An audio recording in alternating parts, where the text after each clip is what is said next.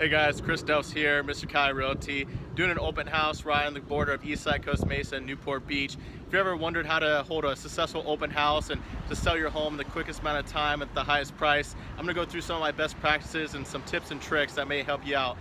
So why don't you come on side and come check it out. So first and foremost, and probably most important, is signage. When you do an open house, I put up at least 25 to 30 signs.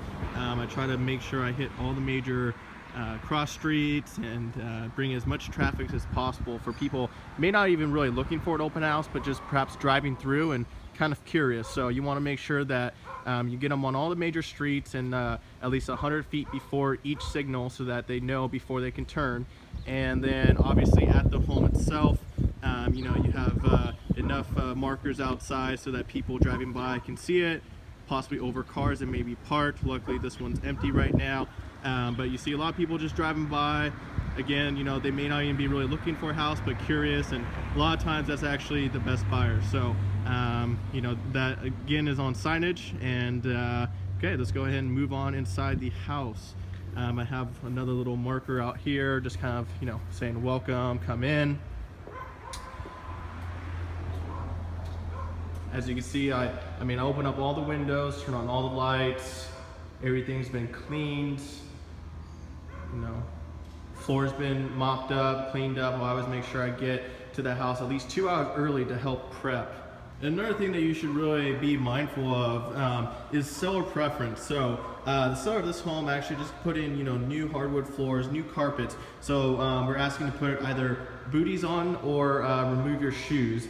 Another thing that may come up often is security. So, you know, if a seller requests that all guests sign in, you know, for security purposes, because they want to know who's coming in their house. You know, if anything's damaged or, you know, ends up being taken, we have a record of everyone who came in and a phone number and email.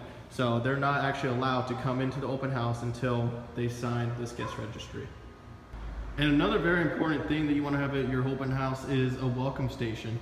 Now, you know, most people, they'll just put up maybe, you know, a flyer on the property and some business cards, but, you know, I always take it one step further. I actually have an entire board and an entire setup that gives, you know, additional information about this property, about the neighborhood. You know, a lot of people would really love to see, you know, what's convenient to walk to in regards to, you know, local shops and schools and, you know, parks and just other great things in the neighborhood and what it has to offer. And then as well as, you know, what my company and myself have to offer. And so I think that's always a great addition to any open house. And, you know, I always try to make mine a little bit fun too. You know, I offer water pong here for a chance to win a free notary service and a $500 American Express gift card.